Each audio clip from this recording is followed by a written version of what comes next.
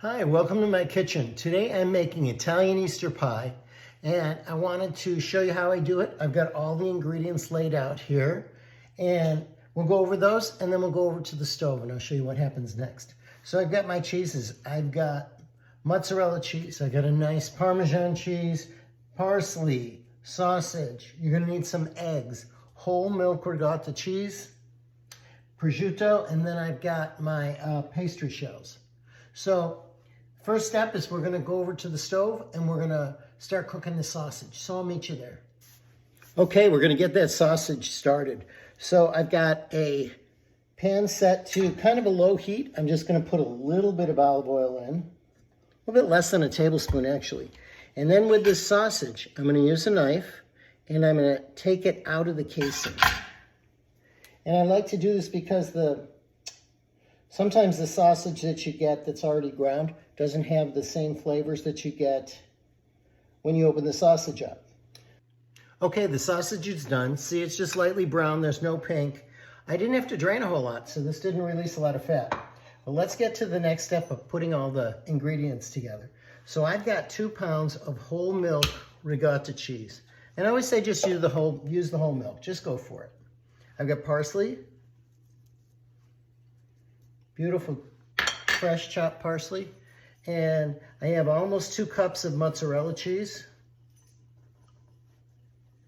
I've got some Parmesan cheese that I'm going to just grate. Then we'll add some salt and pepper. I've got prosciutto that I have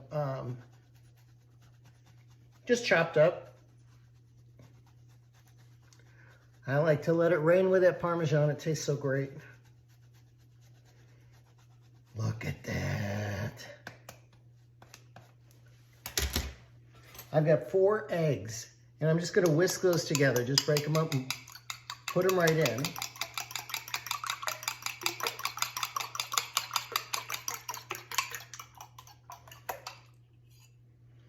Then let's mix this all together. Now we usually make this at Easter time, and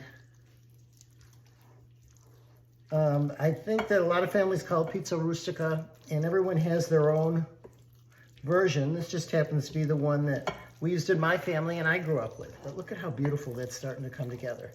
And get that black pepper in there.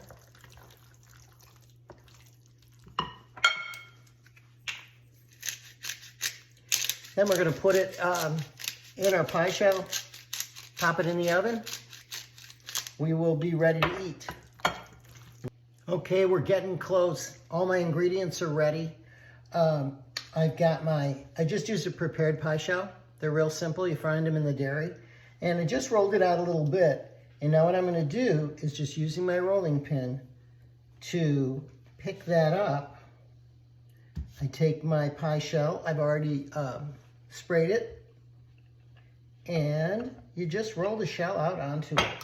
In this case, I'm gonna just help it form to the plate. Look at how easy that was. Here are my ingredients. I did make a little more sausage, so I'm gonna throw that in there. Mix that up and we're gonna put it right in. This is so beautiful. Now, one thing I did wanna give a shout out to is a company called Kit. They make aprons like the one I'm wearing and this beautiful knife. So I'm gonna put a link to their page at the bottom of this. But big shout out and thank you for sending that along. Now what I'm gonna do, you just fold in this beautiful mixture. Look at that, you guys, isn't that great? All right, so that's what it is looking like. Now we're gonna take the other pie shell, and this one I can just pick up, put right over the top. I'm gonna just start folding it in here on the edges so that I'm attaching it to the pie shell that's in there. Okay, that's starting to look pretty good. I hope you try this at home. It's not too hard. Look at that. Now I've got my egg over here, a pastry brush. Just go over the entire top surface. Then what I'm going to do is I'm going to put in 4 slits with my Target knife, and then in the oven it goes. I set the oven to 375, and this will take 35 or 40 minutes. I don't cover it or anything. Then I'll show you the results, because it's pretty darn cool. I think I've got that pretty good. Check it out. It's going to go in the oven again, 375 for 35 or 40 minutes. I'll show you the results. I just took the pie out of the oven, and take a look. It came out amazing. So what I'm going to do is I'm going to let it rest for a little bit, probably at least 10 minutes before we cut into it, and then we'll serve it with our buffet on Easter. So anyways, if you like this video, like it and share it. If you want to see more, go to Chef John in the Kitchen on YouTube. Ciao for now.